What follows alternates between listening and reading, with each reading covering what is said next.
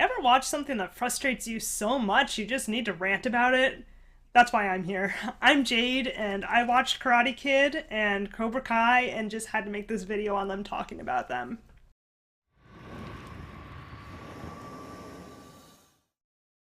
This video is going to be a deep dive on all my feelings about the entirety of the Cobra Kai plot, focusing specifically on the way it developed, how they set it up, the direction the Cobra Kai dojo went, and focusing on some of the interpersonal relationships, especially around the senseis, because I thought that's where things were really interesting and what drove a lot of the tension as the series moved along, especially in later seasons, and especially going into season 5 and my thoughts and feelings on it. I really want you to know this video is going to be full of spoilers, so do not watch if you don't like spoilers, because I think that's the only way to talk about the show is covering it in its entirety, spoiling every single season and the ending of the show. So if you don't like spoilers, stay away. Please, I don't want to hear it. I want to make other videos like this in the future. I have so many others in mind about other characters and other movies and other TV shows that are out there, and deep diving into these characters and touching on characters I don't talk about here. So you have a lot to look forward to from this channel, and I hope you enjoy my video.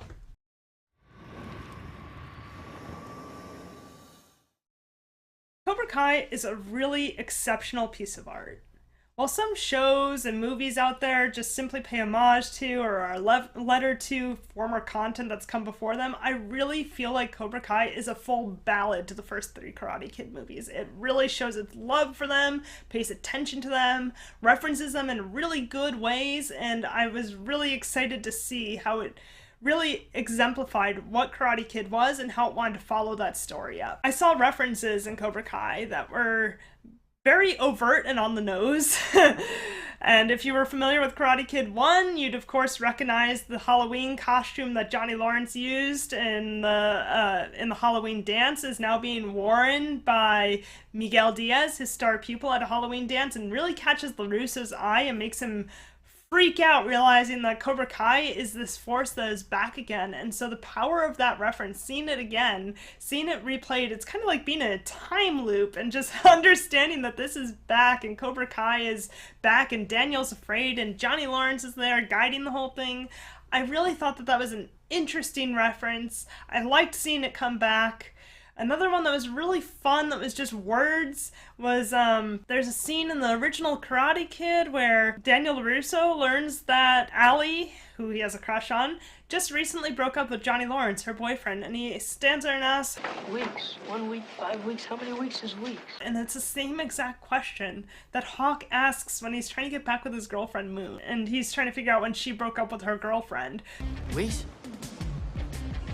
1 week, 5 weeks, how many weeks is weeks? So just seeing those clever things come back again, it really showed that this series stretched itself out with a lot of references and love for the source material, and I really enjoyed it.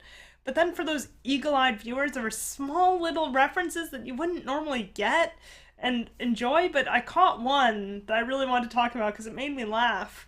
And it was when Terry Silver comes back into the series. He comes in and intimidates a bunch of students. They don't know who this guy is. He just showed up at the Miyagi-Do dojo. And the next day, Dimitri, who's this kind of tech-savvy character, just pulls up a picture of him and says, "Not much dirt other than some toxic waste scandal in Borneo back in the 80s. Which was funny because in the movie that was a throwaway line where Terry Silver just gets a phone call and says, What do you mean you can't dump it in Borneo? Who in Borneo knows what chloride sludge is? So a good eagle-eyed viewer would catch these little one-liners and be like, oh my god, that's right, that did happen. So I really had to appreciate the show for those little homages and those special touches that made the show special.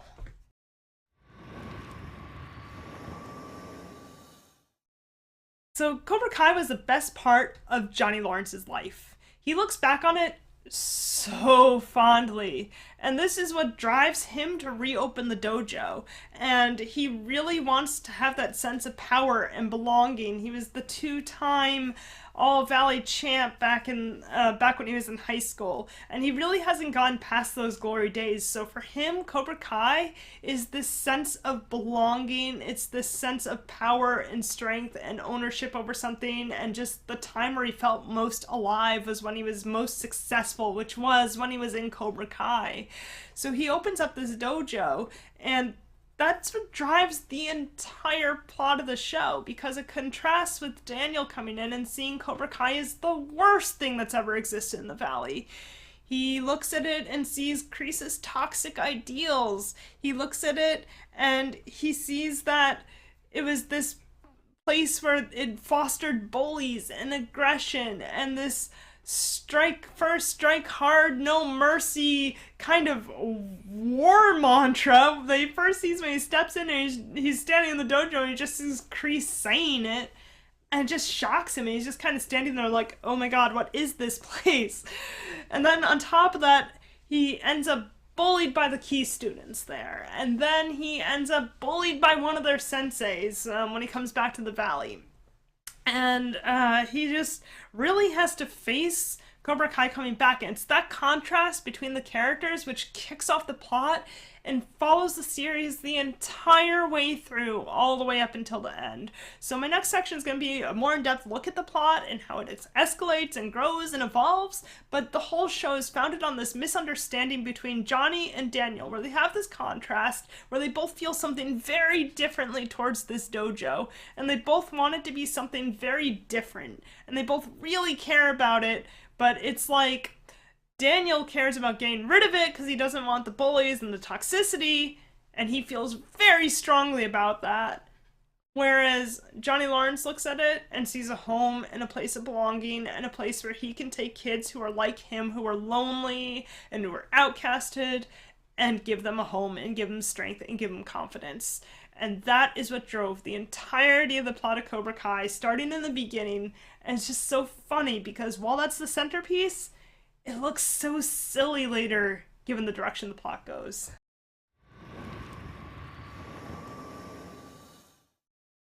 Cobra Kai begins with an episode focused around Johnny Lawrence's experience since Cobra Kai has closed down. Johnny is struggling with both alcohol and trying to hold down a steady job and coming to terms with the fact that his worth hasn't been the same, or hasn't felt the same rather, since his glory days in Cobra Kai. After Lawrence loses his job hanging TVs and other small maintenance tasks, he decides that Cobra Kai was the main thing that gave his life meaning, so he decides to reopen the dojo. In Johnny Lawrence's mind, Cobra Kai gave him community, strength, a purpose, and accomplishments. Despite being the new arbiter of Cobra Kai's strike first, strike hard, no mercy motto, he seems to struggle with those words himself. Lawrence recognizes that those words are important and gave him strength and power and aggression and let him take life by the reins. But now he seems to actually have a hard time recognizing that those words are applicable to every circumstance. He even spends time teaching his students that those words, and that slogan in particular, if taken to the extreme, can make you a jerk and make you unlikable. There's creed on the wall. Follow it to the letter. It'll make you strong. It'll make you formidable. It will also make you an asshole. And so he tries to turn some of his core students against that, so that they don't fall down the same path that he did. Because that's just black paint on a white wall. But life's not black and white. More often than not, it's gray. And it's in those gray areas where Johnny Lawrence's Cobra Kai sometimes shows mercy.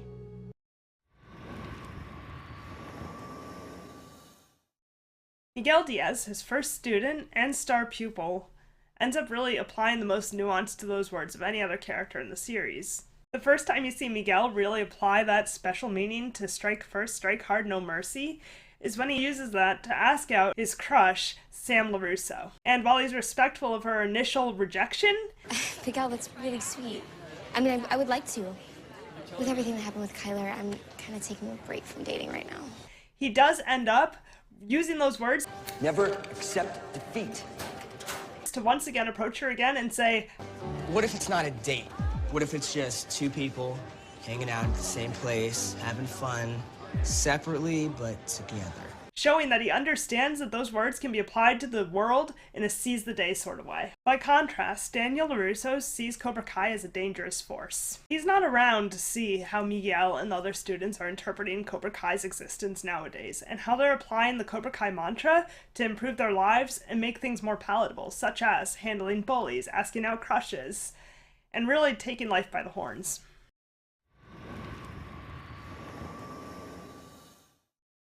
What Daniel LaRusso sees is the Cobra Kai from the past. I can't hear you! He thinks it's toxic. He thinks it's teaching overpowered fighting and aggression. Strike first, no mercy, real good lessons. If you think I'm gonna let you fill these kids' heads with that garbage, you're nuts, man. He thinks it's dangerous, and he wants it shut down so that it can't teach the same ideals that were taught to Johnny Lawrence back in the day. All he can really think about is John Kreese, the former sensei of Cobra Kai. John Kreese only wanted to teach a powerful student and wanted Johnny Lawrence to be the best of the best, even if it meant bullying LaRusso. When Daniel LaRusso discovers Cobra Kai was brought back, he doesn't understand why Johnny Lawrence would revive that old dojo. I just don't know why you'd ever want to bring back Cobra Kai after what your sensei did to you. He reminds Johnny Lawrence that Kreese broke his trophy. Yeah. Now who's a loser? And attacked him in the parking lot for losing his fight. Hey, come on! Hey! And Johnny Lawrence has a really hard time explaining to Daniel LaRusso that he revived this to breathe new life into it and breathe new meaning into the mantra. Because I'm not Kreese. And the lessons worked. The plot of the first season of Cobra Kai centers around Daniel LaRusso not understanding Johnny Lawrence's goals in reviving the dojo. While the show is so satisfying to watch, it's really frustrating to see all these times where Daniel LaRusso approaches Johnny and argues with him because he doesn't see all the good that Johnny Lawrence is doing for his students.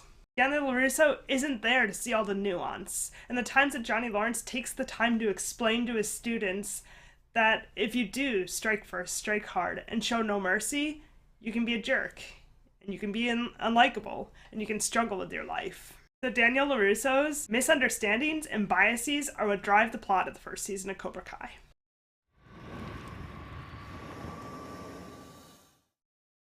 The plot is really fun, and has some soap opera-like tension and relationship drama that keeps it engaging.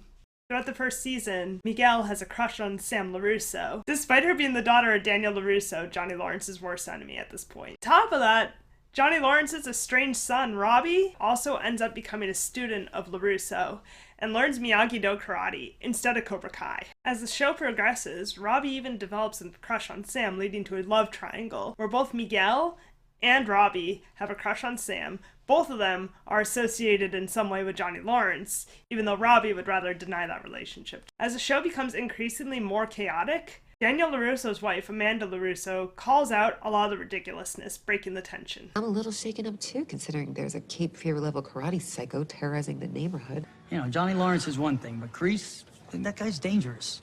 Oh yeah, real dangerous. Geriatric karate coach. You know, as much as I would love to watch you and your childhood karate rival duke it out, I kind of don't want to get any blood on the patio.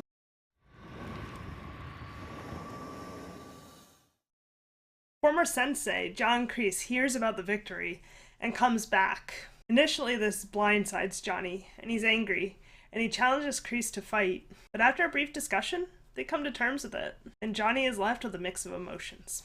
Johnny Lawrence always looked up to John Kreese as a father figure, so with his return, he wants to impress him and continue to look up to him. However, knowing the sort of person that Kreese has become, and that Kreese was back in the day, Johnny Lawrence actually remains a little vigilant and a little cautious with him, despite those feelings. Kreese's return also creates some conflict in the developing relationship between LaRusso and Johnny Lawrence. Throughout the first season, they started to get along, at least somewhat, in very tense circumstances. But when LaRusso sees that Kreese is back, he immediately becomes suspicious of Johnny and thinks he lied. John Kreese is dead. Dead my ass. He's convinced that Lawrence always knew where Kreese was, that Johnny Lawrence must have had some relationship with Kreese, and always knew he'd be coming back. It might have even been leading the dojo for him. This makes LaRusso double down on his Miyagi-Do teachings. He really wants to be able to combat Cobra Kai's dangerous mentality and dangerous ideals. He feels like his teachings are the only things that can combat Cobra Kai's aggressive, dangerous mentality.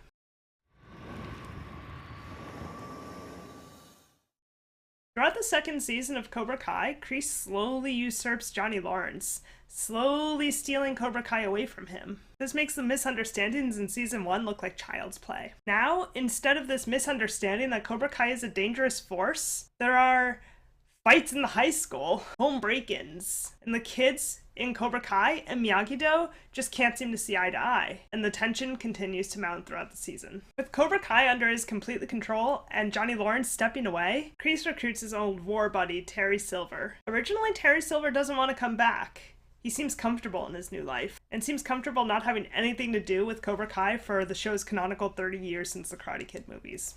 I was living a perfectly happy life, and you had to go mess with my head. Through manipulations and mentions of their time in Vietnam and a favor that Terry Silver still owes Kreese, a favor that should have been repaid with the third Karate Kid movie, he manages to get Terry Silver to come back into the fold. What Kreese doesn't foresee is that Terry Silver has his own goals. Cobra Kai is gonna be the only destination for karate in the valley. I want our logo on billboards, t-shirts. Just like Kreese got rid of Johnny Lawrence, Terry Silver slowly usurps Kreese and steals Cobra Kai from him. As an aside, the music to the show is amazing. Whenever LaRusso is training his students in the way of Miyagi-Do, you tend to hear the old music from the Karate Kid movies, the old Japanese-influenced montage music.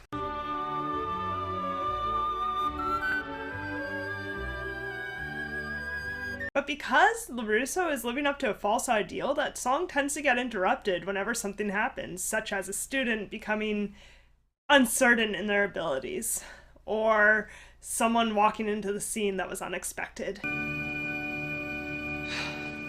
How much longer are we doing this?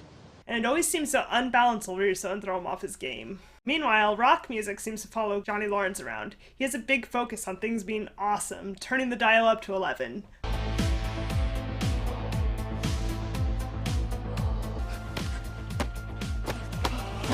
So it's really fitting for those songs to represent his characters, his training, and his dojo.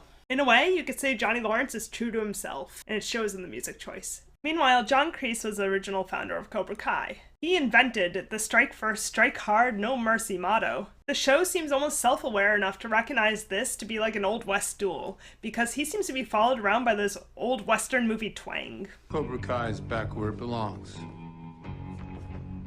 Back on top. There's this really great scene where he walks into the grocery store and Amanda LaRusso's in there, and the camera slowly pans up while you hear this Old West sound just playing in the background announcing his presence.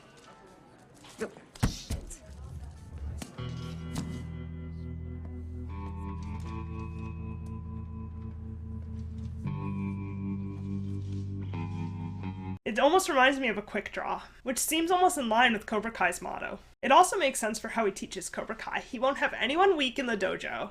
Only the strong will survive. And he makes it really clear when he disapproves of a student or anything with Johnny Lawrence's training methods. A fight isn't over until your enemy is finished. You show your enemy no mercy. This isn't what Sensei Lawrence has been teaching us. Excuse me? The show is like his training ground, and it always sounds like he's just ready to make a fight happen whenever he walks in. He's not even really sly about trying to take the dojo away from Johnny Lawrence either. Sure, he waits for Johnny Lawrence to be out of town, and at that point he kind of takes over the billing and the paperwork and reworks a deal with the landlord. But at the same time, he's been manipulating the students and sort of giving them covert little on-the-side lessons and comments to try to make them follow him more than they follow Johnny Lawrence. So his methods, while a little strange, are pretty obvious and predictable and right in front of Johnny Lawrence's face, but he just doesn't realize it. In contrast to John Kreese, Terry Silver's methods are extremely underhanded and unpredictable. I don't think a character was introduced to the show as well as Terry Silver was introduced. Kreese calls Terry for help and interrupts Terry playing the piano, and he's playing this really complex classical piece of music.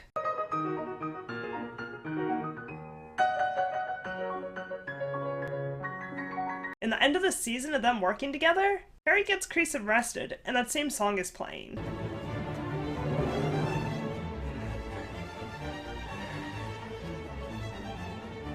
The complexity of the classical music seems to define Terry Silver's character. It's very methodical and just has that degree of slyness to it and that degree of careful, meticulous organization that really defines Terry Silver.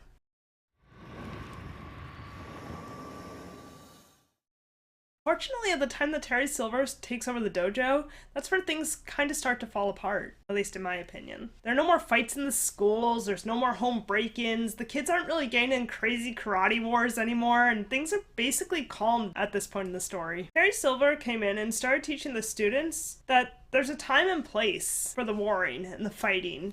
We should always show our enemies no mercy. But there's a time to fight. Kreese told him it was a little weird and that wasn't in line with what the students were being taught, but Terry's got his eyes on the long game and really wants to focus on making sure the students are organized and calm and not getting into trouble that would drag the dojo down with them so that they can be at their top performance for the tournament. With Terry Silver in full control of the dojo, things take an interesting turn in the series. Johnny Lawrence had no idea who Terry Silver was, having not met him in any of the Karate Kid movies. What is your relationship to this Terry Silver? Ma'am, I have no idea who that even is. But he was a central part of the third Karate Kid movie, so Daniel is very well acquainted with him. In the third Karate Kid movie, Terry Silver made a point of bullying Daniel LaRusso's character for Kreese, as a request from Kreese. Make his knuckles bleed. Oh, I like that, Johnny! I'm gonna use that! So coming into Cobra Kai and Terry Silver taking over, Daniel LaRusso has his preconceived notions of Terry Silver as a bad guy and a bully and someone who's very dangerous. There's this interesting scene where Terry Silver first comes back and he's with Kreese. And they go to the Miyagi-Do dojo, and Johnny Lawrence has teamed up with LaRusso at this point, so they're both teaching their students, and Kreese and Silver walk in, and everyone just kind of stops. And you can tell that LaRusso recognizes who Terry Silver is, and Silver approaches him and apologizes for what he's done. My past behavior was inexcusable. I'm truly sorry. And while it doesn't seem entirely sincere, he is using his peak charisma that he always has to just try to make his point and try to come across as a friendly face. And LaRusso just doesn't buy it. I don't know what padded room you crawled out of, Silver, or what twisted game you two were playing.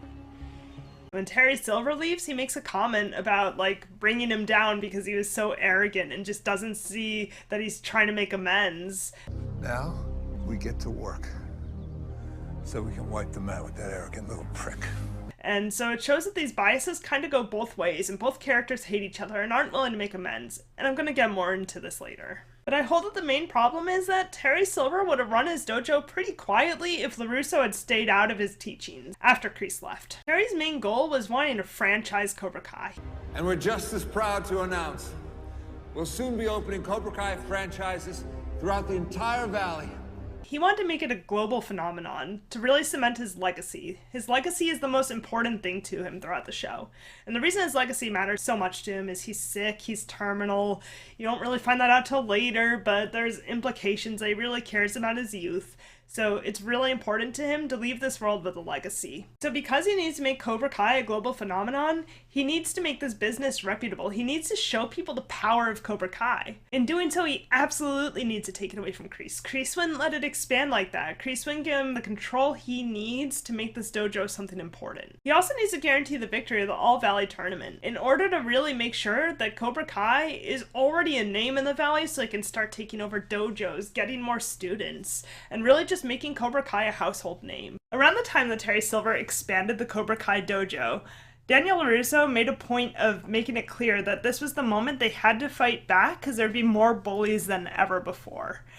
He made this point because he thought bullying in the valley was going to get worse now that Terry Silver was in full control of Cobra Kai, and he thought, oh my gosh, Terry Silver's like the biggest bully, and now he has the dojo, so surely things are going to be the worst. And that is kind of why they amped up the drama in, I think it was season 5, but I don't remember, but they tried to amp up all the drama by showing Terry Silver has a dojo, now the bullying's getting worse. And they montaged a few stunts showing how bad the bullying was getting, that there was an us and them mentality, and I know what the show was trying to do by showing this and trying to say there was a bullying thing going on and that everything was bad and everything was now worse because the biggest bully of all time had the Cobra Kai dojo.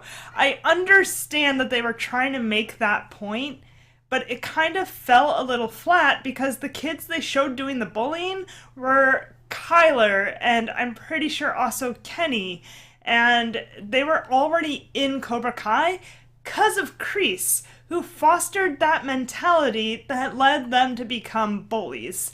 So I'm frustrated because while Terry Silver's out to franchise his dojo and kind of step back from Cobra Kai being what Kreese wanted it to be, while they're trying to establish Terry Silver's bad influence on the Cobra Kai dojo, it just doesn't really work when the bullies are the bullies that Kreese brought in and encouraged to be bullies. Once again, with things like making sure Tori knew to finish someone, even though that was against Johnny Lawrence's teachings, and even though Terry Silver consistently said there's a time and a place for everything. But as it stands, it's just interesting because Kreese and Terry Silver wanted something different for the dojo. Terry Silver, in his move to franchise it, would not have had these bullies come in from day one. And the only reason they were there was because they were fostered under Kreese. So when they tried to make the argument that Terry Silver must be fostering all these bullies and the bullying is getting worse, it just doesn't make sense to me because that's not a Terry Silver influence, that is a Kreese influence on the dojo.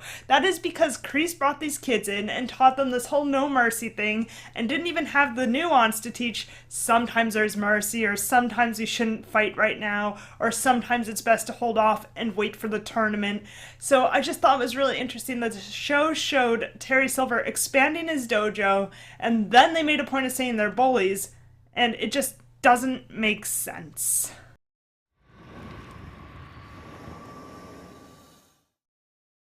He's looking towards the future and has plans to enter the dojo in the Seikai Taikai, a world championship tournament.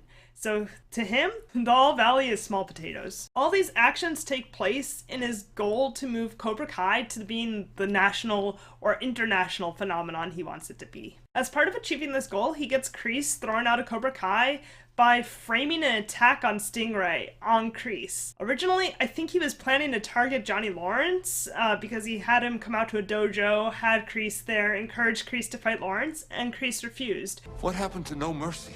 Which gave Terry Silver the insight he needed to understand how to take down Kreese and get him out of the picture. He also rigs the All Valley tournament by paying off the ref to guarantee the victory. I don't think he would have done this for the Seikai Taikai just because that was his end goal, because at that point he was working on making Cobra Kai into this like exclusive tournament entrant, and he would have had all the power he needed and all the name he needed. Even if he didn't actually win the Seikai Taikai, it would have been Cobra Kai came in and placed in the Seikai Taikai, and he could have used that to his advantage. Which is why I don't really think he valued the All Valley enough to not rig it or to avoid making a decision that put that win in jeopardy. He needed to win the All Valley in order to get to the Seikai Taikai, which was his end goal. All these actions he was taking don't really involve the students at this point.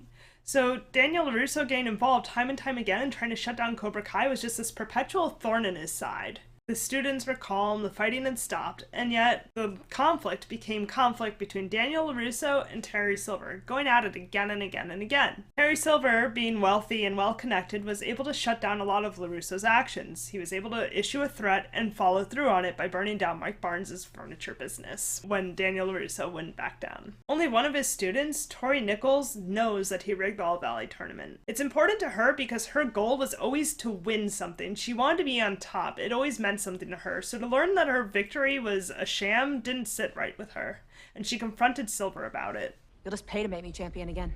So you know about the ref? So you don't deny it? Not at all.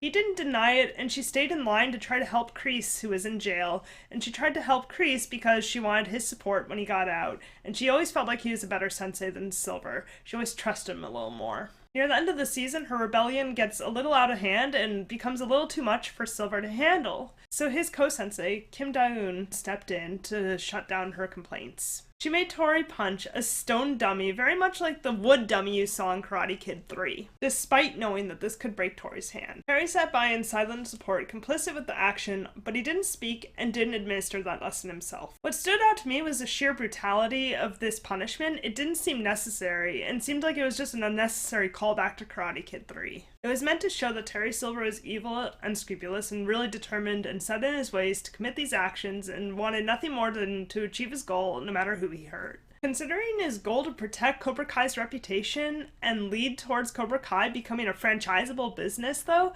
I felt like this was a little out of line and strangely written, and just didn't seem to fit in with the rest of his character's actions and ambitions. I feel like there were other ways he could have kept Tori in line that didn't require going down the route of having this homage to Karate Kid 3.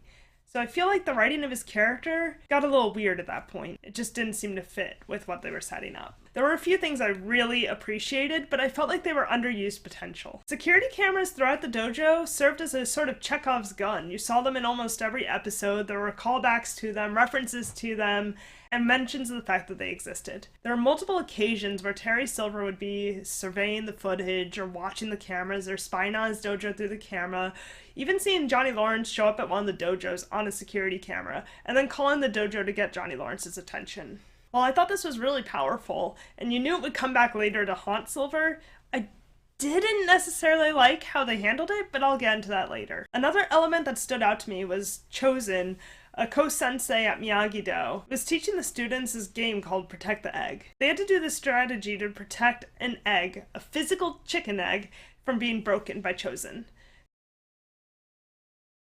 So the students learned that the way they had to do this was to work together.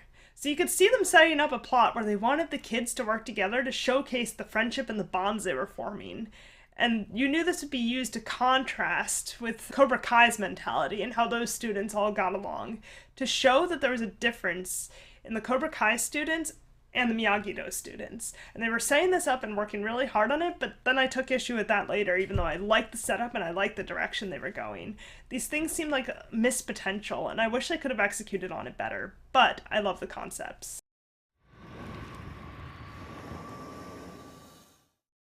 While I really liked the security cameras being Terry Silver's downfall, the execution was a little bit forced. While Silver gave the students a way to train after hours in the dojo, it felt a little strange that they had access to his office after hours and they could get in with a swipe of their key cards. Notably, maybe it was just Tori's key card, because throughout the season, he treated her like a ko-sensei. I will make you the future of this dojo.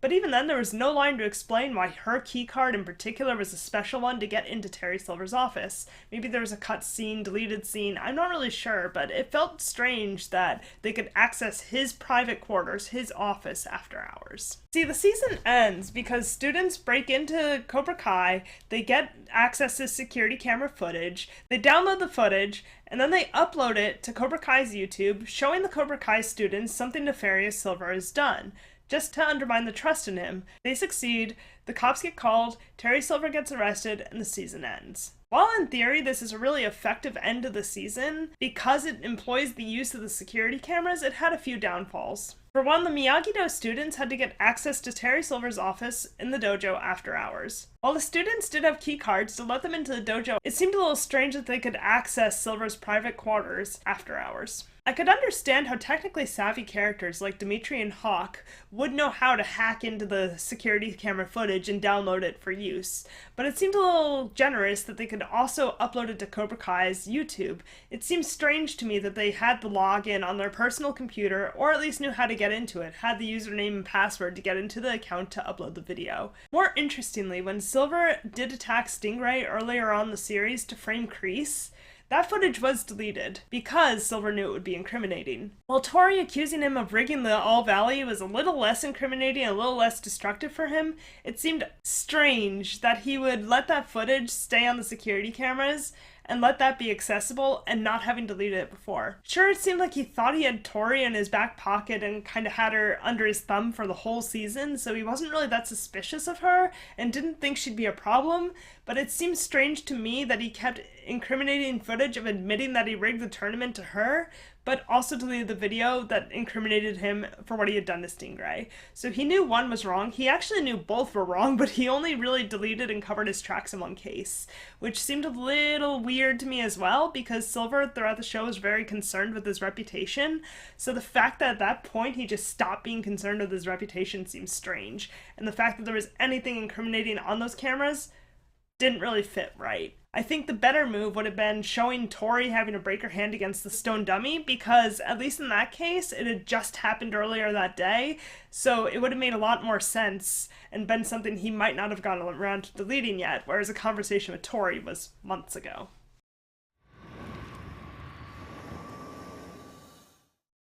Going back to what I said about Protect the Egg, it was a good exercise and showed that Miyagi-Do students had the capacity to work together. But Cobra Kai, throughout the series, had been about relationship building within the Cobra Kai dojo. Johnny Lawrence personally always saw Cobra Kai about community and relationship building. It made him fit in when he was a kid and didn't really have any friends and was really lonely and didn't really have anything to his name, and he joined Cobra Kai. So for him, Cobra Kai was really important, and it meant something to him. So when he had his group of students, he really wanted to emphasize them getting along, being friends. He even gave them names, and he even gave them nicknames to really kind of build this sort of brotherhood amongst his students and really try to focus on this relationship building aspect between them. Sure, some of the names were a little derogatory and questionable. Lip, look, even Lip's tougher than those guys. But it gave it a feel of community, like they all kind of got along, and those names stuck with the characters throughout the season and even beyond into other seasons and into other dojos even. Those names stuck with the characters to the point where that was even a plot point in a later season, that one of the characters always felt kind of overly defined by that nickname. Penis breath, how could you? Gee, I don't know. Maybe because they don't call me penis breath. Meanwhile, when Kreese came in, he saw Cobra Kai as a unit, kind of like his old war days in Vietnam. He trained those kids to understand that if one of them did something wrong, like when Hawk stole Miyagi's Medal of Honor, he taught them that they're all complicit in the crime because one of them committed it. When one of you makes a move, you all make a move. This led the students to working together in unique ways, like organizing a plan and executing that plan to steal a snake from the zoo for Kreese, to impress Kreese. The students were learning these skills because they were all together in Cobra Kai. Even students who didn't necessarily get along were part of these plots, showing their capacity to work together. When Silver came into the dojo, it's not that that took a back seat, but he did teach them the social hierarchy of the dojo. He taught students like Kenny to be a leader, and students like Kyler, who thought he was all that, to step back a bit and realize he was actually a bit more subordinate. These lessons stuck with the characters later, perhaps not in the best way, but Kenny was more of a leader later, and realized what he wanted and what he valued. Meanwhile, Kyler was able to take some rough treatment during a hazing ritual to try to join a fraternity at his college, and I don't think he would have put up with that if he hadn't gone through that social hierarchy training and understanding that Silver imparted on them. So they were all kind of taught ways to get along and how they all fit into this Cobra Kai society and work together, organize things together, and how to grow together as people. So when Chosen teaches the kids, this is what we have. The Cobra Kai does not. Their movement, mile wide, but only inch deep. But our movement, inch wide, but mile deep. It doesn't really make sense because these students have all been working together. In fact, they've been working together as a team longer than most of Miyagi-Do's students. In the beginning of Miyagi-Do, it seemed like Sam and Robbie were working the closest and had to learn this activity about balance and making sure that they could sense each other's movements without looking at each other. It took a while and a lot of montages, but they learned it, and I didn't see any other students getting up to that same level. So protecting the egg in one exercise, I don't think that compares to the seasons we saw the Cobra Kai students have, where they were all working together, learning how they all fit in together, learning to organize plots together, learning how to organize and strategize together, and really becoming a team who understood they were all complicit in each other's actions. So while I understand that that's what they were gearing up for, I felt like the execution missed a key detail about what Cobra Kai had become and how it was different from how it was back in the Karate Kid days.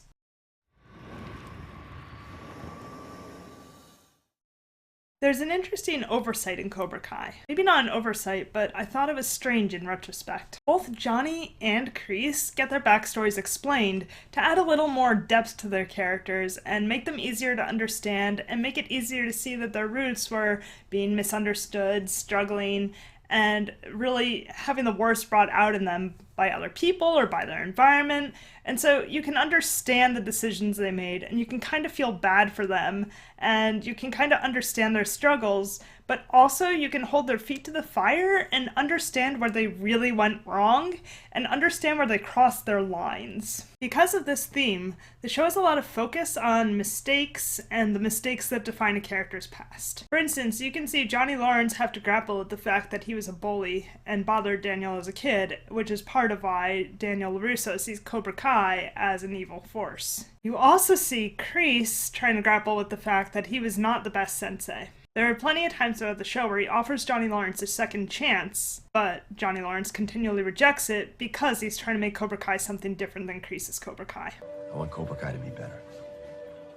The interesting thing about these two characters and their conflict with Daniel LaRusso comes from the fact that if you look into their past, which the show shows you, you can understand some of the nuance behind them. For instance, Johnny Lawrence, you see his past and you realize he did grow up rich, but his mother ended up marrying a guy who he didn't exactly jive with, and he felt bullied throughout his whole childhood. He was really lonely and joined Cobra Kai for the sense of community, as I said earlier. He also seemed to take out some of the aggression he was feeling from his home life on Daniel, hence the bullying and some of the struggles there. The interesting thing the show does is it shows Kreese's backstory. You see that his mother was sick, and you also see that he ended up losing his mother and had to work a job to support himself in his life. He was bullied a lot for his home life and ended up going into the military to try to find some strength and become better than he was. Up until then, he'd been kind of weak and easy to push around. He did fight off the kids who were bullying him, but he really took a lot of damage in that fight. And it shows that he really did want to be stronger and be able to contend with something like that and become more powerful. It was in the military that Kreese changed and became a lot meaner and kind of more sociopathic. It really brought out the worst in him. It was in Vietnam where Kreese came into his own and started defending those who were weaker than him, such as Terry Silver, and also unalived his CO in hand-to-hand combat when all ranks were gone and everything was gone, and it was unalive someone or be unalived yourself. Therefore, the show really sets up Kreese's conflict and his struggles and some of the ideas that came back and permeated his life when he founded Cobra Kai. His time in Vietnam really defined his character, and when he left, his ideals that he got in the military are what created his philosophy when he founded Cobra Kai. His strike hard, strike first, no mercy mantra came from what he learned. No hesitation, no second thoughts, and no mercy. Kreese's biggest mistake was using that mantra and taking it to an extreme, and in the end, not accepting Johnny Lawrence's failure to defeat Daniel LaRusso. When he broke his trophy and scolded him, that's really what destroyed Johnny Lawrence. Kreese spends the whole series of Cobra Kai basically thinking that what happened was Johnny's loss ruined him, when in fact, it was Kreese really hurting him for that loss and really beating up on him for that loss. And it bothered Johnny and made him cling to it and made him really internalize the loss in a way I don't think he would have done if Kreese hadn't taken that loss out on him. And all the times in Cobra Kai where Kreese offers Johnny Lawrence mercy, it really doesn't matter anymore because he already burned that bridge. He already made a mistake. But if you look back to his roots, I don't think he was a bad person. He was misunderstood, he had a tumultuous home life, he was struggling, and he ended up going off to a place that brought out the worst in him, and he brought those philosophies back with him and started this dojo, which fostered these ideals and made him double down on them, and then he ended up taking a loss out on his key student, Johnny Lawrence. But what was weird is that for Terry Silver, they didn't really explore his past much. You don't know what he was like before he met Kreese. You know, he was weak at war. He even tells Kenny Payne that he wasn't the strongest, and in fact his nickname was Twig. And you see that during the war he was cowardly in comparison to Kreese. He was struggling a lot, he was afraid, and he was almost too afraid to go into the fight, a fact that John Kreese likes to continuously remind him of. I have been your strength ever since Vietnam. Yes, there it is. I can always count on you playing the guilt card. So what's interesting with Terry Silver's character is that when he's introduced, he comes into the show and the first introduction you get to him is he's playing the piano and Kreese calls him up and he completely ignores the call because he doesn't want to talk to Kreese. As soon as he answers, he just hangs up on him because he doesn't want to talk to him. He doesn't want to get roped back into their stuff. He's basically moved past it. It takes Kreese showing up at Terry Silver's house and he's holding this party for an app launch that he helped back or helped launch for his partner, companion, whatever you want to call her. And he may not be living his truest life to himself, but he seems satisfied with the life he's living. There's really no indication that he's not happy with it. Look around. I'm doing just fine. He's kind of in the company of people and supporting someone else's dreams and just seems kind of to be going along with it. He says he's gone to therapy, he says he's gotten his life on track, and he says he's really made great strides in understanding everything he did was actually insane. Had Kreese not shown up, Terry would have continued to live that kind of life. Whether it was true to himself or not, he would not have fallen back into karate or Cobra Kai. He's really made a clean break with that, at least internally, and has more so embraced the whole mindfulness aspect and the whole philosophy of discipline instead.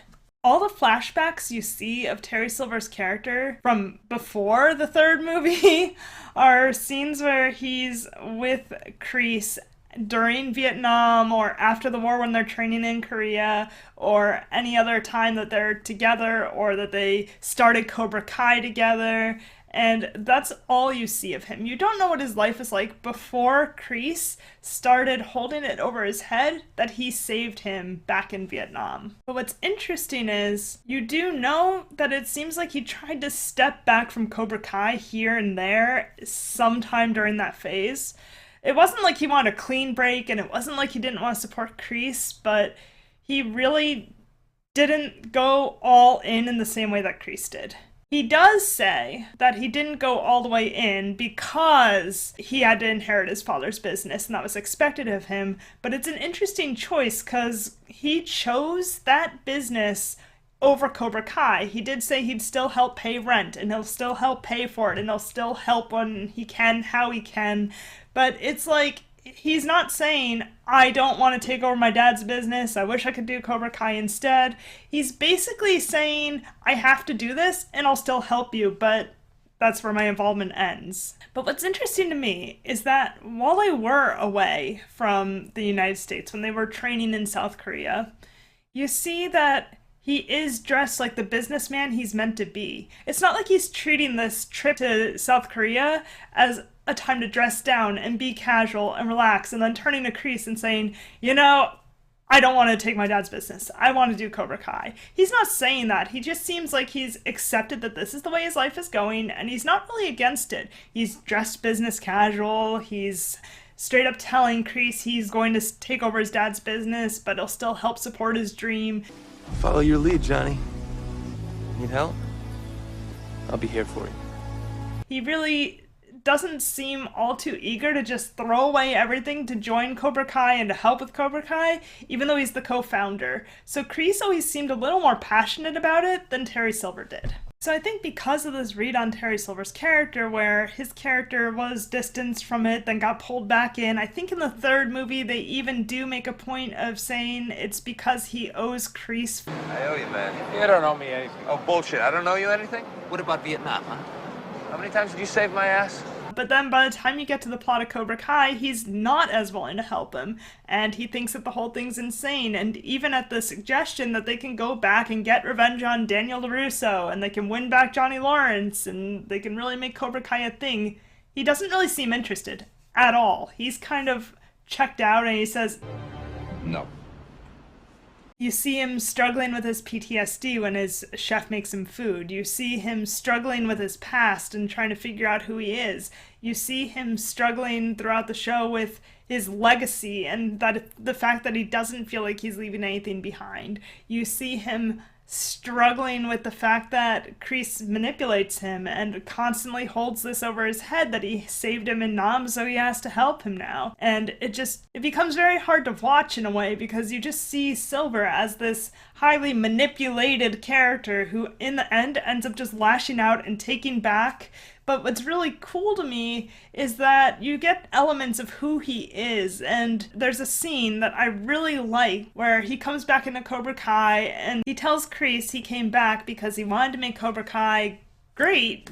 I agreed to come back to do what we originally set out to do, to turn kids into winners, to bring Cobra Kai back to its former glory. But they can't do it like they did in the past. But if we're gonna do that, We have to learn from our mistakes. And they have to have discipline this time, otherwise they'll just repeat all their mistakes and kind of end up failing. Effectively, he tells Kreese, You had the entire valley in the palm of your hand, and you blew it. All because of the rivalry you had with Miyagi. and so if they're going to do it this time, they're going to do it right, and they're actually going to make something great. Silver's attitude shows that he wants to be better than his past, and that he wants to improve the future of Cobra Kai. This malleable belief is really interesting to me because it shows that he believes that they can take what they started but make it better if they learn from their mistakes. What's really frustrating to me about that is by season 6, that mindset is kind of gone. They kind of dropped the ball on that whole mindset where Silver kept saying that he wants to make it better and he wants to do better and he wants to be better and he wants to leave something good behind. It just kind of ruins that because in the end of the show, I'll talk about this later, but he makes a decision where it's like he didn't learn from his mistakes. He didn't learn from his past and he ends up making the same mistake he told Kreese not to make and they warned him against. But I feel like the show's inability to really address Silver's past actually just makes him more sympathetic because the things you see from him are him getting jostled around by Kreese and manipulated and then also having to deal with his past grudge with LaRusso and having to struggle with that. There's a scene where when he first shows up at the LaRusso dojo, he does offer an apology to LaRusso when he shows up at the Miyagi-Do dojo. And while I still believe it was a manipulative apology, it might not have been all that honest, and it might not have been all that genuine, it really feels like if LaRusso had taken the apology and agreed to back off, then Silver would have backed off, because he just wants to create his legacy, and so it makes this kind of sad read for the character in a way like, yeah, he's deplorable, and yeah, he's cunning, and yeah, he does some really evil stuff. But at the same time, he's not the worst character in the show. He's not encouraging the kids to fight off the mat. In fact, he encourages the opposite. His mistakes don't seem to be on par as the other characters' mistakes. And in fact, he's the only one really advocating outright for people to grow and learn from their mistakes. So I have a really hard time sometimes accepting the ending that Terry Silver got, where then in the very end, he's the one who doesn't learn from his mistakes. It seems kind of unfair and disingenuous to the character.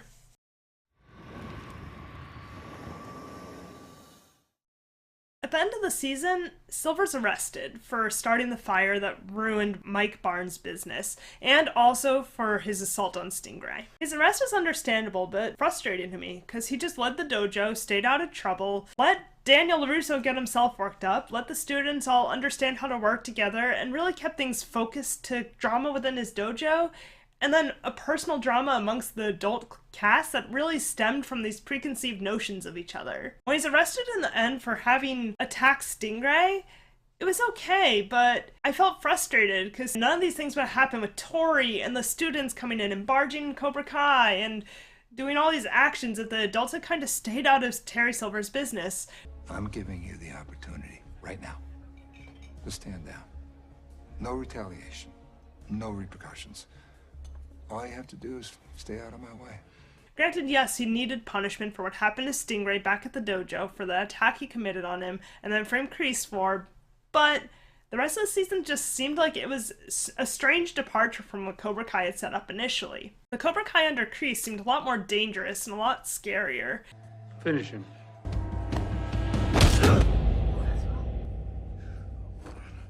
And it seemed to create a lot more problems in the society that even led to karate basically being canceled in the Valley outright because of the way Kreese was leading the dojo. So I felt like it was a safer space under Terry Silver and was actually leading to something better. He was just leading to make it a business. So any sort of weird, unscrupulous actions would have had to stop because he wouldn't have been able to stranglehold it like he would with just one dojo or two dojos. He would have had to spread it out, franchise it, and it would have been a very different scenario if he had actually achieved his goal.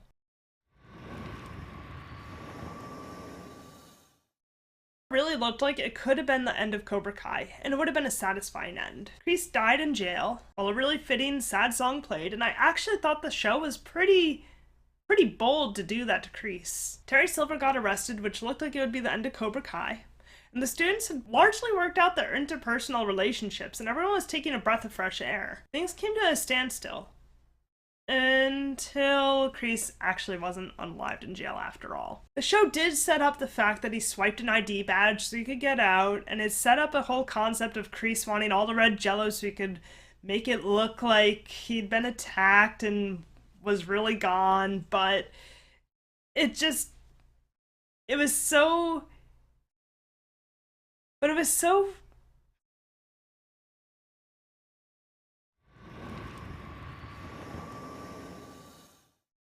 But as the last episode took off and got kind of crazy, you started seeing a fight at Silver's home, you saw a fight at the dojo, all the stress and frustration. You kind of forgot all that happened in the beginning of the episode, and it kind of got lost in all the noise, so it was a little jarring to then see them bring Kreese back when the show felt like it was at a fitting end and didn't really need to continue past that point because everything seemed perfectly wrapped up, and then Kreese was coming back, which kind of begged the existence of a season 5, but didn't feel like it was necessary, which left me a little frustrated because I didn't really know what else they wanted to do.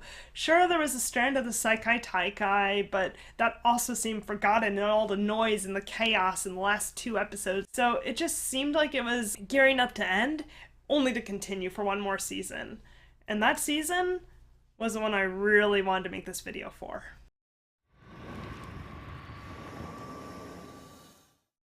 It looked like Johnny Lawrence and Daniel LaRusso were going to lead their dojos together. They'd finally rejoined. Johnny Lawrence, I don't think I mentioned it before, but he'd started his own dojo called Eagle Fang, and now he was ready to form that and bring it back together with Miyagi-Do and to lead the dojos together as ko-senseis teaching students both their styles. But the Saikai Taikai coming up created some really strong artificial drama between their dojos because they had to come up with one unified dojo name, and they were going to do Miyagi Fang. And Hawk even went and designed a perspective logo they could use for Miyagi Fang, and it showed Miyagi from Karate Kid with vampire fangs, which upset Daniel LaRusso because he thought it was offensive, obviously, who wouldn't? And so he said, "We're not using that logo." And rather than just revamping the logo, they just kind of decided they weren't going to work well together, and Miyagi Fang couldn't be a dojo, and they'd have to separate, and it just created this weird tension between them that I felt like was very artificial. The whole show had been about Daniel trying to think he's balanced, and a lot of the time he's not actually that balanced, and honestly, they could have kept the name Miyagi Fang if they had just designed it differently and just come up with a different logo, a different image that didn't show Miyagi looking like a strange vampire, as LaRusso basically called him. I'm not gonna stain his legacy by turning him into some karate vampire. So it just felt like artificial chaos and drama, and it felt a little strange that they just decided to separate the dojos over that, only to have them come back together later, and so some of the tension just seemed like it was just going down a very strange route where they had to have this drama just to have drama. On top of that, Kreese goes to Korea to go visit his old master, Kim Sung-yoon, and while he's there, he ends up going on this quest and getting over his weakness being Johnny Lawrence, and gets a dagger and comes back ready with this whole team of Korean students who are the new and newest Cobra Kai, and he's going to lead them to victory in the Saikai Taikai because the Cobra Kai's entered because of the work that Terry Silver did, so he's going to enter with these students. But now he's basically unhinged, says he has absolutely nothing holding him back now. He's completely unhindered by relationships with people, and he's just this powerhouse. And now he has his dagger with him. And his character at this point is a little unhinged and armed, which is just a bad combination and just plays out in this really ridiculous way throughout the season. I'll get a little more into that, but I just thought they were doing a weird thing with all the characters where they had to set up drama and tension and really build it up in the first 5 episodes to lead into what the Saikai Taikai would be from episodes 5 to 10.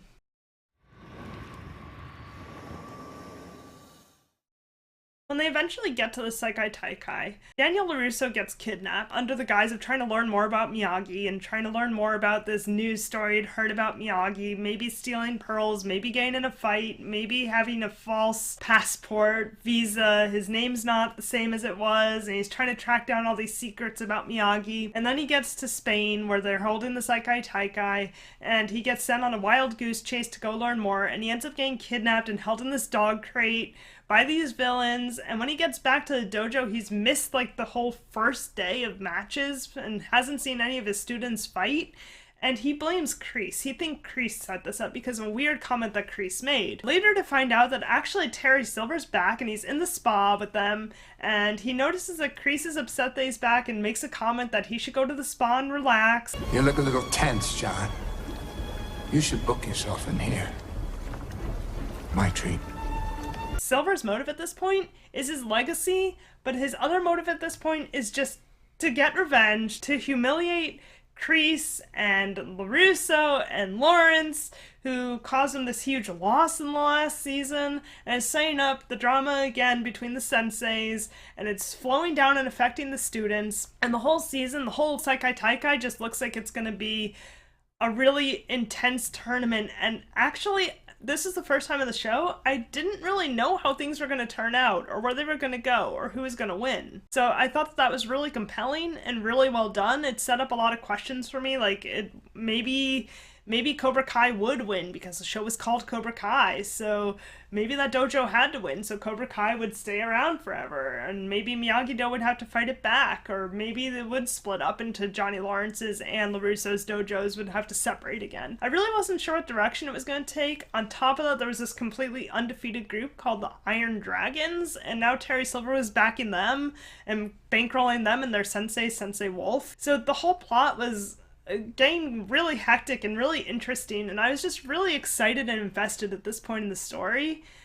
And then it slowly just started losing me. At one point, Daniel and Chosen and Johnny Lawrence all set up this plot to steal Kreese's dagger and replace it with a spa coupon to refer back to what Terry Silver had said to Kreese about maybe you should go to the spa, which it created this thing where Kreese finds a dagger missing, sees the spa coupon, thinks Terry Silver put it there, and basically blames him for taking the dagger and goes off to attack him, and Terry has no idea why he's getting attacked by Kreese at this point. No idea what you're even talking about. And I thought that was a really interesting decision because it made me actually feel bad for Terry Silver at this point. Even though he had this plan to humiliate these characters and he was behind Daniel LaRusso's kidnapping, after that kidnapping, he was just staying out of things, focusing on his students, focusing on the Iron Dragons, focusing on his dojo, focusing on Sensei Wolf, and he wasn't really paying attention to anyone, and then just Kreese comes up to him and threatens him, and he's just like, what? And then he goes back and confronts Daniel, and he says, You're sicking Kreese on me with that dagger ruse. I don't know what you're talking about.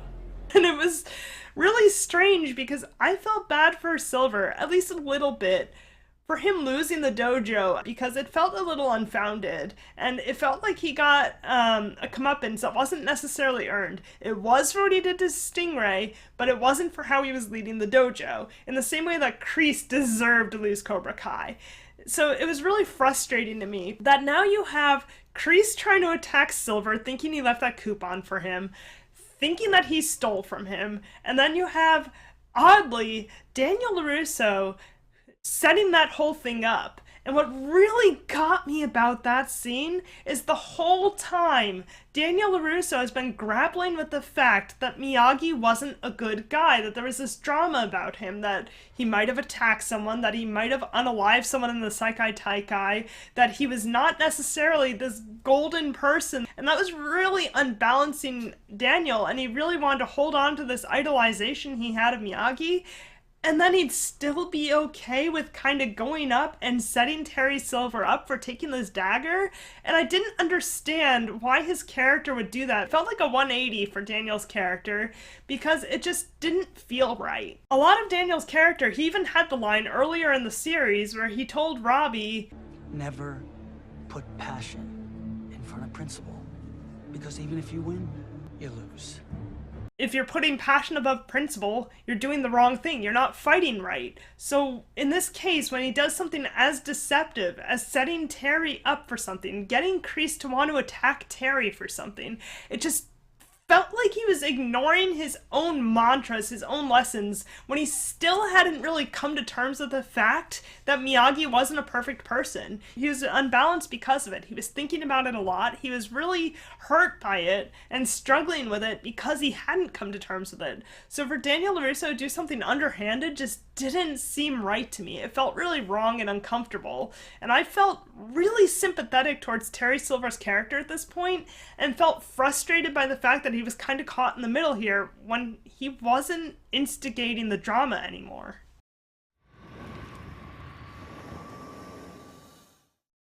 But these first 10 episodes were cool because they were setting up strands that looked like they'd follow into the last 5 episodes and get some resolution, and I was really intrigued to see where they'd go. For instance, Silver gave Daniel proof that Miyagi had unalived someone in the Seikai Taikai way back when. And I really thought that that was going to go somewhere because it seemed like Silver had ways of getting information that I thought were going to come in handy later. Also, at the end of that season, there was a huge fight at the Seikai Taikai, and a student did get unalived in this huge all-out brawl between all the dojos still involved in the Seikai Taikai. During that massive fight, Kreese went off to attack Silver, and Kreese was trying to go after him while armed with that dagger and basically sneak attack him when he walked out of the room. And Johnny Lawrence ended up defending Kreese from Silver, so they set up this relationship now where it seemed like they were on the path to resolution, so that was really intriguing. I wanted to see where they were going to go with that. And it also was interesting because that, taken in conjunction with the fact that Silver had given Daniel LaRusso that proof about Miyagi, I was like, oh my god, this is really cool because now they're setting up relationships between Daniel and Silver and Johnny and Kreese, and I wanted to see that play out. So I was like, oh, this is going to be really interesting what they're saying up here. Those seasons also set up a relationship between Chosen and Kim Da-eun, the Cobra Kai co-sensei under Kreese. It seemed like those two were going to get together, and that was getting exciting because it looked like Chosen's other love, Kumiko, had sort of said she wasn't interested in him or didn't express interest in him. So I was really excited to see him get this romance arc, and I thought that that was a really nice strand that they set up, was that those two had some tension, and I was excited to see that relationship bloom. So I like that they started setting that strand up. And there was another interesting thing where Miguel wanted to go to Stanford, and Johnny Lawrence wanted to get a house, and the only thing blocking these goals from happening was the fact that they needed money, and it seemed like Silver was still able to bankroll the Iron Dragon. So I was like, ooh, is his money going to become important? Can he solve some of these problems being set up in this season? So I wanted to see something come of that, and it was just getting really exciting. So I liked that they were setting up the fact that one of the characters, who was a villain and previously, could solve a problem that a lot of the protagonists were facing.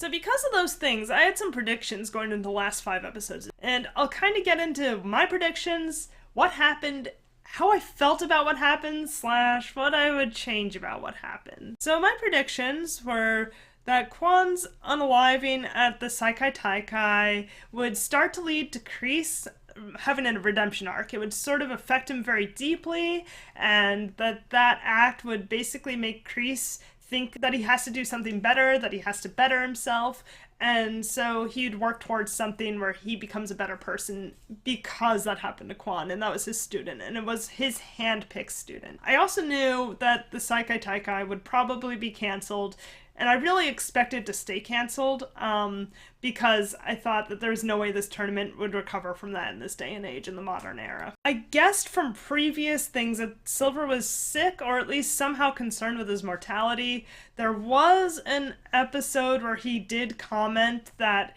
his youth was the only thing money couldn't buy, implying that he wished he had a few more years. And then there was another scene where he was seen taking these pills, and you don't really ever see what they are, but it was implied that maybe there was something going on with his health, or he was at least starting to become unhealthy. Maybe he was terminal, maybe he wasn't. So I knew that his health really mattered to him, so his legacy was really important to him, and that he really felt like he should work on this sooner rather than later, and it was going to be a primary motivator for him.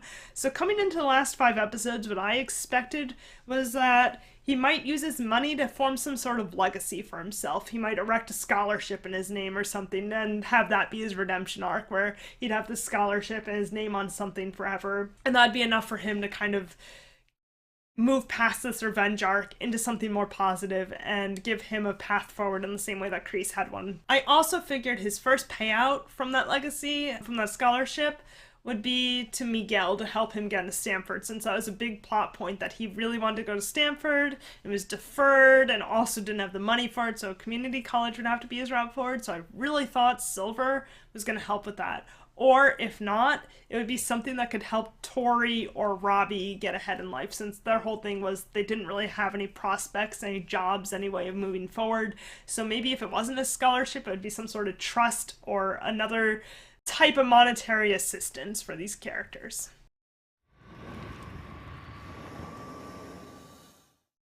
I thought they were going to reveal that Kreese was Tori's grandfather. Now, you see back in one of Kreese's flashbacks, he heard that his captain in Vietnam got a letter. And that letter said something, you never see what it says, but he says, "Not a word of this to Kreese, understood? Distraction like that could get him killed." And then later, when he's going up to have a major fight with Kreese, he tells him that his girlfriend had had an accident and was no longer with them. And that really kind of broke Kreese down and made him very cynical and nihilistic. And I think that's also what led to some of Kreese's anger towards his captain, was that realization. So I felt like they were gonna do something where actually that letter didn't say that that had happened, but the letter really said that she was pregnant and that Kreese was gonna be a father, in which case maybe they were gonna do something to give Kreese a new motivation in life, where Tori, who he had a good relationship with, who was his prime student and then became like Terry's prime student because of that relationship and because of her desire to support Kreese and stick with Cobra Kai just to help Kreese come back into the picture.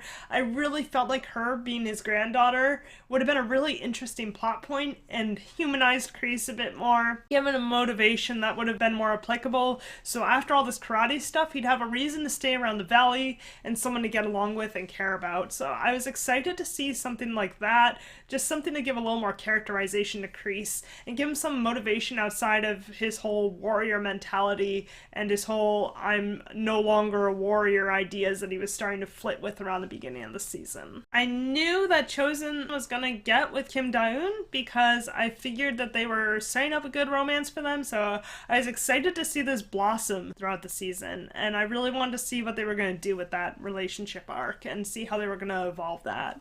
And my last prediction was, because the name Cobra Kai was so important and now it looked like Cobra Kai was overdue to the Seikai Taikai and what happened to Quan, I really figured that Cobra Kai was not going to end, that it was going to live on somehow, because it was the name of the show. The show wasn't something like defeating Cobra Kai or the end of Cobra Kai or Cobra Kai dies or anything like that. So I really felt like they were setting up for Cobra Kai to live on. I wasn't sure how they were going to move towards this. I had a theory that both Daniel and Johnny might take it over and co-sensei it, but that was my last prediction, was that Cobra Kai was going to be a dojo that would withstand the test of time, and it was going to withstand to the end of the show. In the last scene, if it wasn't Cobra Kai being shut down, which I didn't think would happen, but if it didn't end with Cobra Kai being shut down, it would probably end with the tagline Cobra Kai never dies, or something along the lines to show that Cobra Kai is living on and still a dojo, and that Johnny Lawrence and Daniel LaRusso both come to terms with it and accepted it.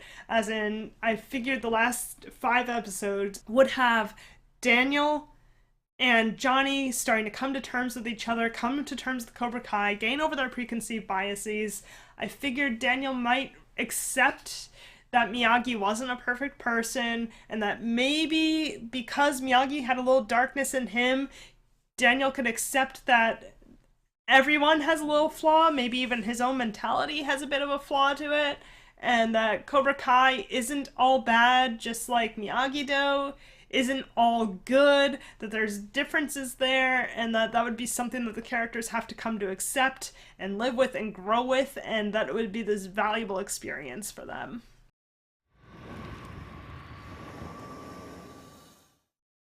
In the last 5 episodes of Cobra Kai, a lot happened. It wasn't really jarring. It was actually quite enjoyable. The pacing was good. It was just hectic, and there was a lot to go through. Silver got buy-in from all the other senseis in order to get the Seikai Taikai reinstated. On top of that, Kim Soon-eun, who's in Korea, was angry with Kreese and Kim Da-eun for basically what happened to Quan in the tournament, what happened to him. So he wants them to go back and fight in the tournament. I told ya, embarrassed. We will return to tournament. And we will avenge our student.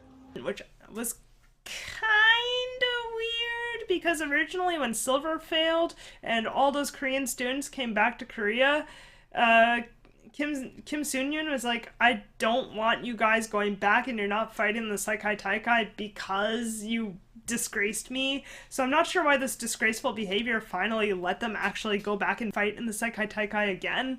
Or why he thought that they should go back and just destroy the competition at that point. It just seemed like it was a reversal for the character. All the students get an arc wrapped up. Kreese goes back to tell Tori he wants her to fight and he's stepping away from martial arts or stepping away from Cobra Kai, and he just only agreed to be in it so that she could fight and have her resolution that she needed. You see some bonding between, like I said, all the students. You get to see Sam get along with Tori better, which had been a point of strife through the whole series, but by the end of it, they're kind of like sisters. Robbie, who was dating with Tori, finally admitted that he loved her. Miguel had some growth where he got with Sam and was okay with her going to Okinawa for a year, even though she hadn't told him about it in advance, which showed a lot of character growth on Miguel's part, because before that, he'd been a little iffy when things weren't really revealed to him upright, and he got very impatient and very angry and always felt betrayed. So I thought that that was very calm and graceful of him, and so he'd clearly learned a lot throughout the show. Eli, Hawk, and Dimitri had always wanted to go to MIT together, but when Eli didn't get in, he got into Caltech instead, and Dimitri agreed to go to Caltech with him, so I thought that was a very fitting end to bring those characters together and keep them together. So all the students had very good arcs, at least the ones they focused on. Nobody else really got a mention or got handled at all, which was kind of strange. You just had this huge cast of 15 to 20 students and only 3 or 4 of them actually get an ending worth note. So I thought that was a little weird. And then Silver at this point is very headstrong about the Iron Dragons and defending them till his last breath. Like, he's gonna fight with this dojo.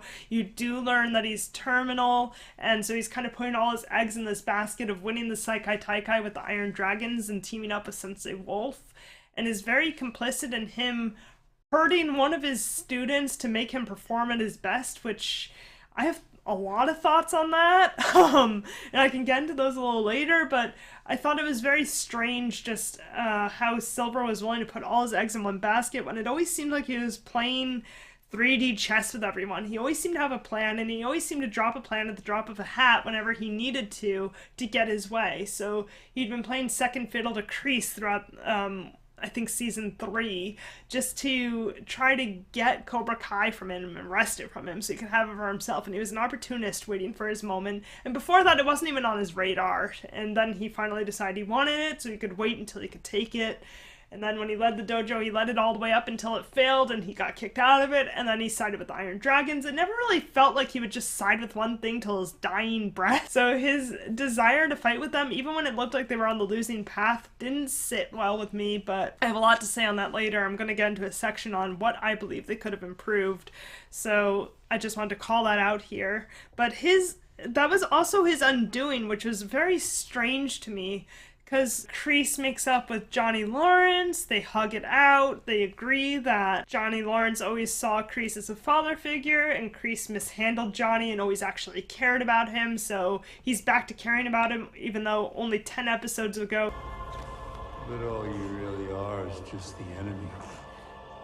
He got over that completely and said he didn't care anymore, and that was basically his arc for the first 10 episodes, but it's okay. I liked seeing them come together. I really wanted that moment, and it happened. But then Silver is on his boat. I guess he doesn't have a house anymore. It's not really fully explained what's going on there. He says he doesn't have a mansion anymore, and then the only scenes you ever see of him, he's on this ship, or this yacht, and Kreese comes out and ends up fighting him, and they get into this duel sequence over the fact that Silver was going to attack Johnny Lawrence and his family because he was so desperate to win the Seikai Taikai, and because Johnny Lawrence had stepped away and decided to be Tori and also Miguel Sensei fighting for Cobra Kai at the Seikai Taikai. They stepped away from Miyagi-Do to do this, and that really blindsided Silver, and so he was all of a sudden willing to go out and have a henchman attack Johnny Lawrence's family, and that got Kreese upset, so he goes out there to fight him,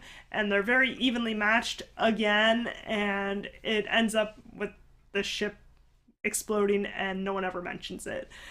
So they made Kreese noble and they just took them both out, and I thought it was a very strange decision, and then the fact that no one referenced it made it even stranger to me. And then in the end, it turns out that Kim Da-eun unalived her grandfather to basically take control of the Korean martial arts group that was out there and lead it her own way. So she wasn't really reputable anymore either, and Chosen went out there to get with her at the end, even though she was no longer really a likable character after that action of usurping her grandfather, taking control of the dojo, and committing that kind of unspeakable act. It didn't really matter about the quality of his character. It just made her a little more unlikable and made that relationship seem a little more forced and just strange.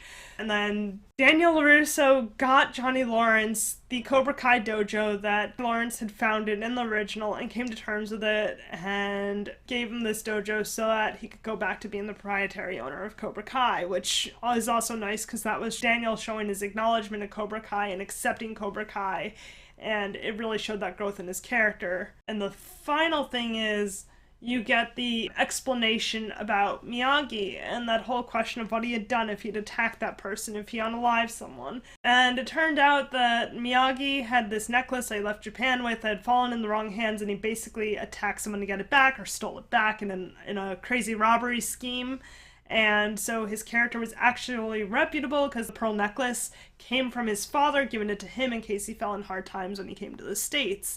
But what was very strange about that, in my opinion, was that the second movie sets up the fact that he left as a shameful, disgraceful act in the second Karate Kid movie to go out to the States to run away to avoid fighting with Chosen's uncle. It was an honor fight, and he skipped out on it, and then he only came back to Okinawa in the second movie because his father was unwell, and he wanted to spend time with him and try to make his peace back home in Japan. And so I thought that was a very strange way of doing things, because I don't think his father, if it was really a dishonorable act and he ran away as he was kind of implied to do, I don't see how those pearls really came into it. I don't see how he got the necklace. It kind of flew in the face of the movie, and it didn't really make much sense to me that that was the direction they took with that plot. And also it made Miyagi back into the golden character he was, which is fine. I understand them not wanting to disgrace the character or Pat Morita's memory or anything with having his character brought down a peg or no longer being perfect while the character's not even really around to defend himself anymore. But it made it so that Daniel's arc didn't really have to come to terms with anything. It didn't really have to come to terms with the fact that the world was gray. He kind of just did by understanding that Johnny Lawrence is Cobra Kai and letting him have his dojo. So I felt like that kind of undermined Daniel's growth a little, and I didn't really appreciate that ending very much, or as much as I could have.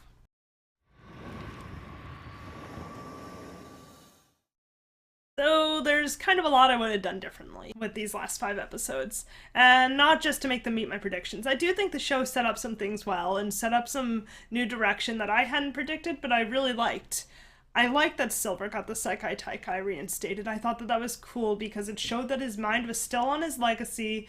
I didn't necessarily like that he was terminally ill. It kind of made his character feel a little pathetic, and it made him feel almost too desperate, and I didn't really feel the urgency because all you hear is that at some point he was told he only has 6 months left, but you don't really know when that conversation happened, and you can only guess by his actions that he was coming up on his time, but it wasn't really clear because they just never went into it. So his character just seemed to be acting irrationally, and I wasn't really jiving with it, but I liked that he got the tournament reinstated as a result of that, and I liked seeing that now he had to get all the senseis on the same page, so he actually had to go and sit down with Daniel and Johnny to convince them to let this tournament happen, which I thought was really compelling and exciting. So I actually like that. I would have kept that. I think that that was a really good move for the series. My biggest issue, or one of my biggest issues, I should say, was Kim Soon-yeon really being on board with the Seikai Taikai continuing and wanting his people to go out there and fight. I didn't see this coming. Again, it was strange because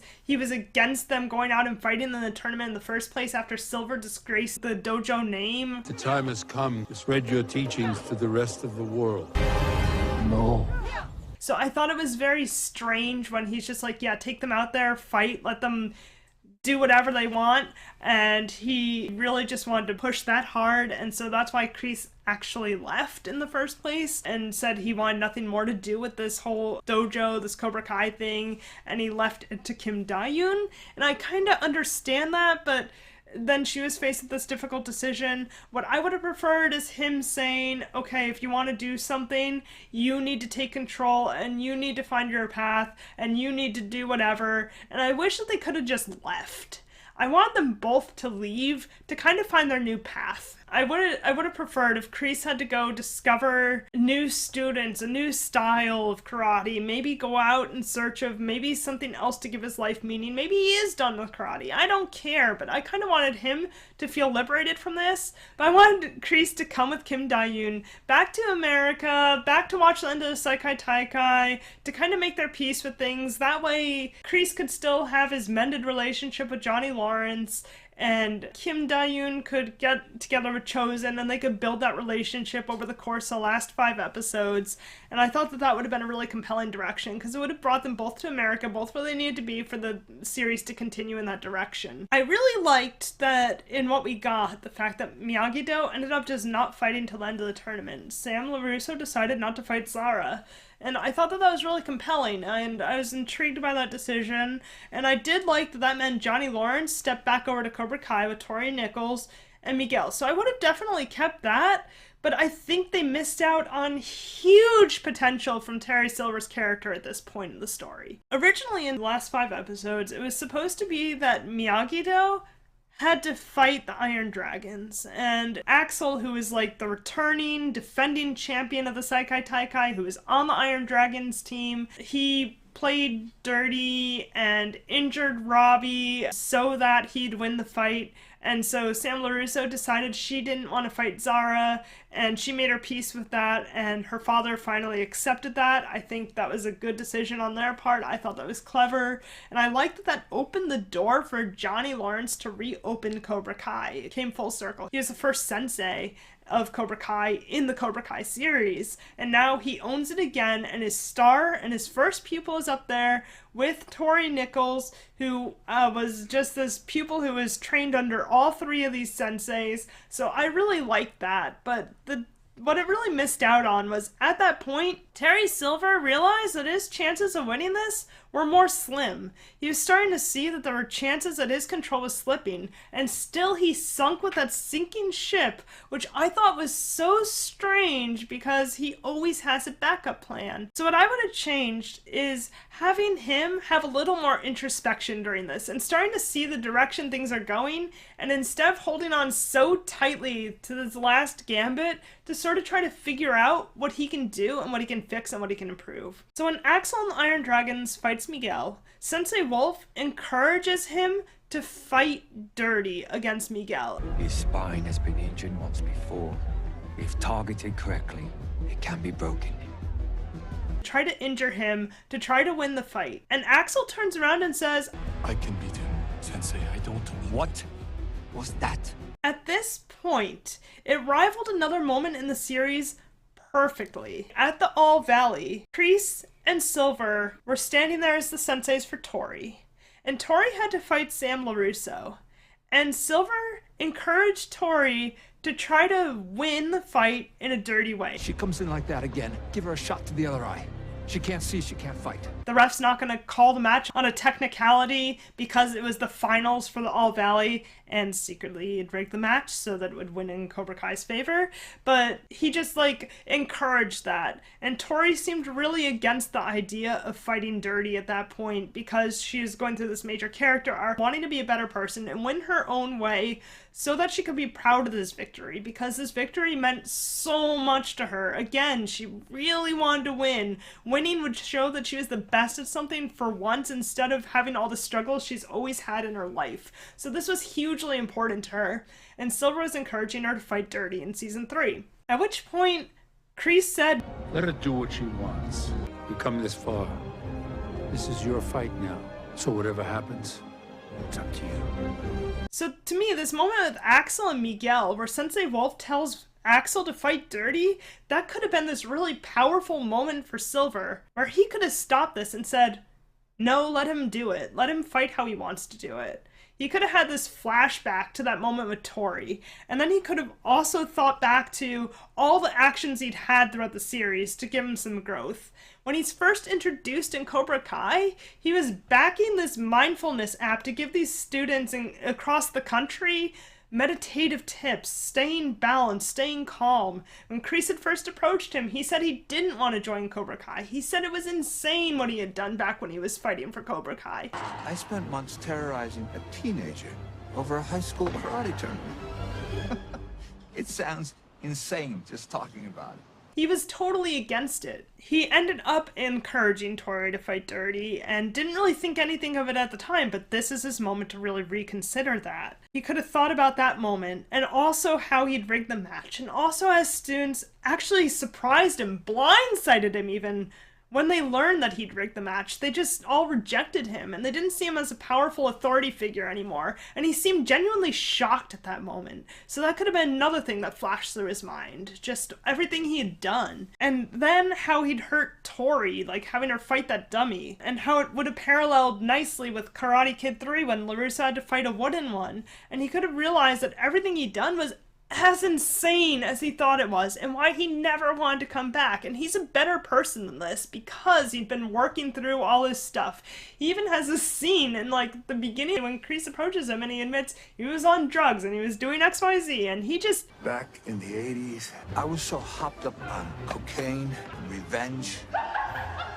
Didn't want anything to do with Cobra Kai anymore because everything he'd done back in the 80s wasn't like him at all. And while he was sort of toying with that and thinking he was mistaken and maybe this was who he was and he's supposed to be this ruthless sensei, I think this moment could have given him the introspection to realize, no, I messed up a lot. And he could have encouraged Axel to not fight dirty. And that would have been his character growth, showing that he's not trying to win this at all costs. Maybe he'll put his legacy on the line and try a different gambit, a different tactic. Maybe he doesn't want this to be his legacy, where he's just this brutal right fighter who has to do everything the way he wants to, that has to encourage his students to be evil and bad. Maybe there's another way for him, and a nicer legacy he could uphold. And that could have been the turning point for his character, is realizing he actually doesn't want this legacy of who he'd become throughout the course of the Cobra Kai series. And maybe who he really wanted to be was someone who did genuinely help these kids excel, in the way that he helped Kenny come into his own as a leader. And Kyler realized he's not all that. Maybe that is his legacy, is empowering these students. And maybe he was wrong. And so they missed this huge potential for Terry Silver to come into his own and be a better person at this moment, stand up against Wolf, stand up against what he'd been fighting for, realize his revenge isn't the core of who he has to be, and just put a stop to it and change his tactic. So I really wish they had given Terry that moment of growth and understanding. I would have liked after that for Terry Silver to go to the other senseis that evening. I could just picture it in my mind. He's sitting in LaRusso's home with them, and he's talking to LaRusso and Lawrence and Kreese, and Chosen's there with Kim Da-eun, and they're all sitting in this room, and Silver sits down and genuinely apologizes, like more so than he had in the beginning when he first came back, but something more genuine, admitting he was wrong, admitting he wasn't the person he wanted to be, saying his legacy is really important. Maybe he really is terminal at this point, or maybe it just really matters to him to hold on to his youth and have this legacy. And he lays it all out there and says, I want to be better than this, and I want my legacy to be something that empowers these students. And so he has that discussion with them, and they all come to terms with the fact that maybe this is actually the way things could go, where he can come up with this scholarship. Maybe he has to get bankrolled a bit by LaRusso or take out a debt to LaRusso. Maybe he can help things and work towards having this legacy of having a scholarship or trust for these students or for gifted karate students. Or maybe he could help the dojos in some way. And meanwhile, LaRusso could acknowledge that he was wrong about Cobra Kai, that he was wrong about Johnny Lawrence, that he was wrong about how things were going, that he had these preconceived notions of all these characters and it made him really rail out against them. Maybe Miyagi wasn't perfect after all, and so he was willing to acknowledge that. Maybe he can set that aside and start Tabula Rasa somewhere new with these guys and really kind of lead something together and see where it goes. Kreese would sit quietly and maybe agree to help from the sidelines somehow, or say he's completely done with the whole Cobra Kai thing, he wants to leave it to Johnny, and they all sort of agree that Johnny Lawrence is the new face of Cobra Kai, and he belongs as the new face of Cobra Kai, and that Johnny Lawrence really deserves to be the head of Cobra Kai. And so I really wanted to see that development where they all come to terms with it together. And the older senseis just kind of step back. Like, Kreese and Silver recognize this isn't their battle anymore. That's up to Daniel LaRusso, that's up to Johnny Lawrence, and it's up to Chosen to be the new face of karate in the Valley and karate expanding worldwide. And that it's their job to step back, their time is over, and they can help from the sidelines and do things to give themselves a good ending, whatever that means, but they're gonna leave it to them now. And then across the table from each other, Chosen, who's been saying quietly, and Kim Da-eun are saying quietly, but they kind of smile at each other because now they know they can have their relationship out in the open now because their dojos have come together and they aren't really enemies anymore. And it would have built that relationship a lot more naturally without her having to do some sort of unscrupulous act and then Chosen shows up and they get together. Rather than that, it's like they kind of now have naturally come together because all the dojos have come together and the show can wrap itself up in this neat little bow. So then the next day, Johnny Lawrence has to fight against Sensei Wolf in the Saikai Taikai to see which dojo actually reigns supreme. All the senseis would be behind him and encouraging him to win this fight. And it would show that they're all in solidarity over the shared mission that they have moving forward. And that karate in the Valley is now a peaceful thing where Johnny Lawrence is kind of the head of Cobra Kai. And in the end of the series, it did show that Cobra Kai was working with Miyagi-Do, where Miyagi-Do would help with a little more defense, Cobra Kai would help with the offense, and they'd work together and had this really smooth thing where they were both senseis and there was no competition anymore. That had gone very smoothly in that direction with all these senseis kind of working together and leading it down that path.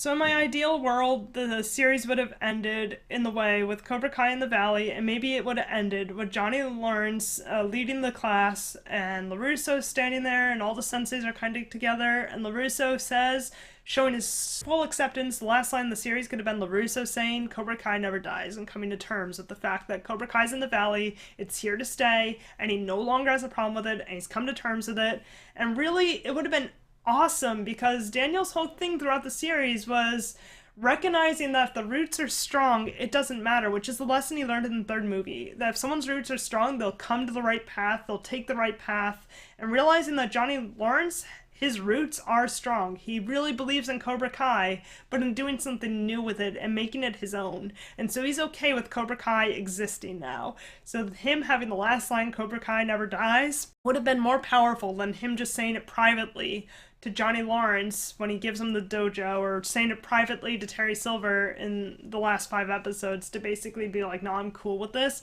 It would have been really nice if he had closed out the series in front of everyone, just admitting he's chill with it, he likes it, and that's how I would have wanted the series to end. So those were how my thoughts after it, and that's really why I made those videos, because I was just so frustrated with what we got, and I felt like it missed a lot of potential and a lot of things that it had to sum up. It just didn't really do it in an effective way. So anyway, these were my thoughts on Cobra Kai. This is the first video I've ever made on Cobra Kai, Karate Kid, anything.